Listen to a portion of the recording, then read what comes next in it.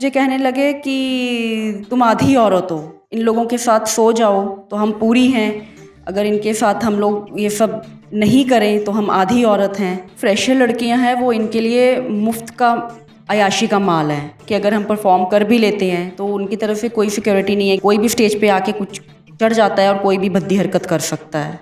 ये नेता जो हैं अभी जो इलेक्शन आने वाले हैं उसके लिए हमें ऑफ़र है कि इतना नाच लो, इतना कर लो, इतना मिल जाएगा, और उनके पास एक ही बात होती है कहने के लिए, कॉम्प्रो वर्क। हर आदमी ही ऐसा है, हर आदमी नोचने के लिए बैठा है।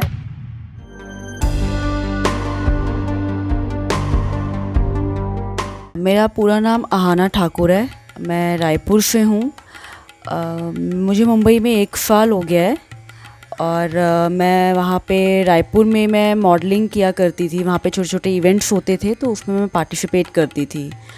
तो जो वहाँ पे जो जजेस थे, जो जूरी पैनल में जो जजेस रहते थे, उन्होंने मुझसे कहा कि अगर आपने वाकई करियर अपना बनाना है तो आप मुंबई जाएं। तो जिससे कि मुझे लगा कि ठीक है कि रायपुर एक बहुत छोटा सा इलाका है, यहाँ कुछ नहीं होने वाला, भाई मुंबई जाके मैं ट्राई करूँ, आगे जाऊँ।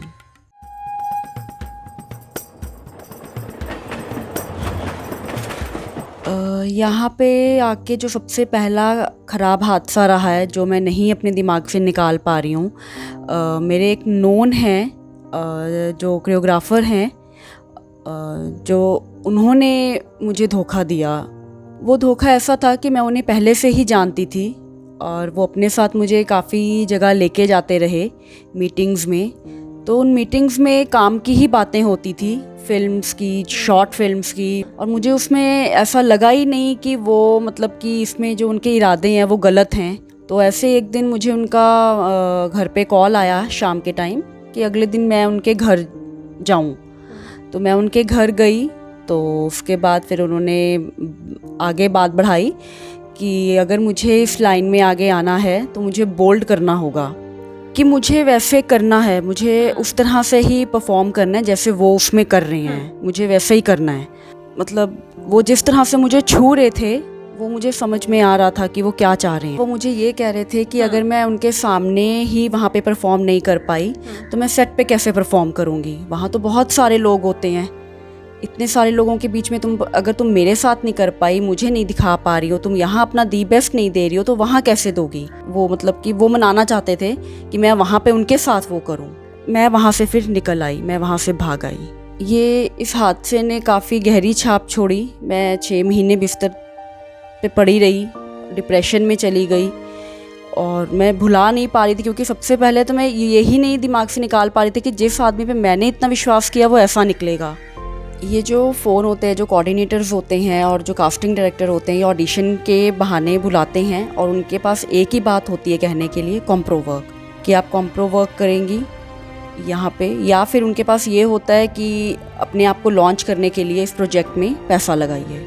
मतलब अब तो ऐसा होने लग गया कि मैं ही खुद से पूछ लेती हूँ, तो आदत हो गई है ये सुनने की, ये कॉम्प्रो वर्क है। तो मैं जब उनका फ़ोन आता है तो मैं अब डायरेक्ट खुद से पूछ लेती हूँ कि नीट वर्क है या कॉम्प्रो वर्क है। तो कॉम्प्रो वर्क ही है, ज़्यादातर कॉम्प्रो वर्क ही है।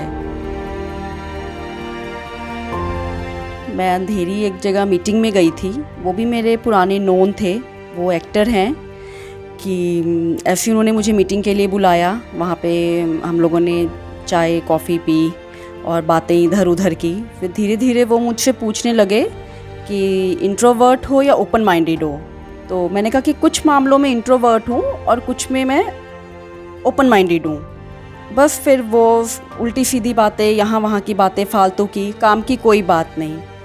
फिर अगले दिन उनका फिर मुझे फ़ोन आया, तो कहा कि मैंने क्या मांग लिया तुमसे ऐसा। मैंने तो कुछ नहीं मांगा ना, ये तो दोस्ती है, दोस्ती में ये सब चलता है।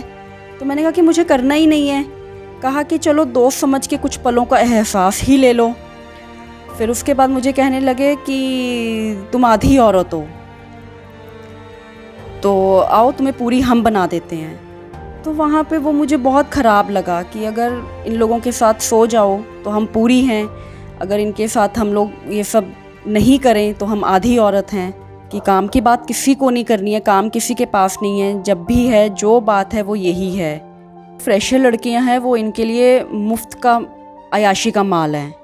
ये जो डांस बार अभी खुल चुके हैं और उसके लिए भी मुझे ऑफ़र आ रहे हैं कि वहाँ पे अगर आप नाचोगी तो आपको इतना पैसा मिलेगा। और उसमें से कई तो अभी इसमें से ऐसे हैं जो सीधा ये कहने लगे हैं कि सेक्स वर्क है, बड़े बड़े होटल्स में मुझे जाना होगा क्लाइंट के साथ, 5 स्टार होटल्स हैं तो आपको इतना मिलेगा इतना मिलेगा।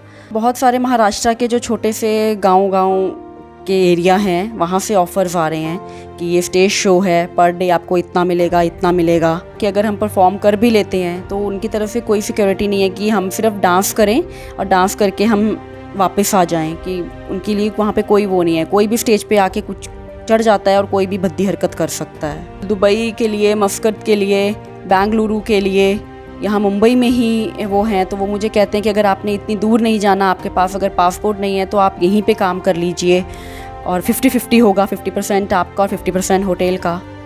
ये नेता जो हैं अभी जो इलेक्शन आने वाले हैं उसके लिए हमें ऑफ़र है कि इतना नाच लो, इतना कर लो, इतना मिल जाएगा।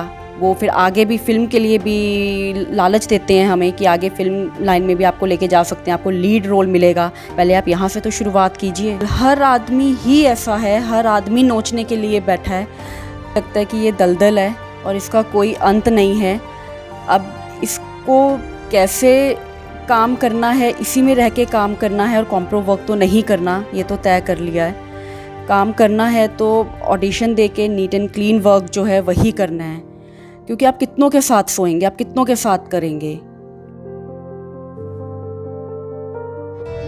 क्योंकि सच करीब से दिखता है।